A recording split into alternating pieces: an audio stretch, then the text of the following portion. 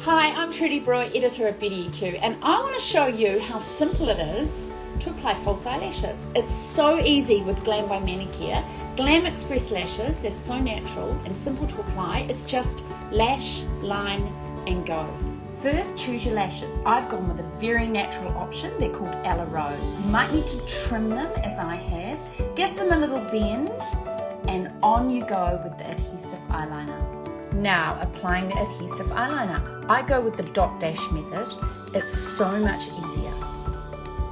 Dot, dash and line. And then looking up, you place the lash in the center of the eye and stick both corners in. It's that easy. Now finish the rest of your makeup, including mascara to blend the lashes. I told you it was easy. That's simple. Lash, line and go.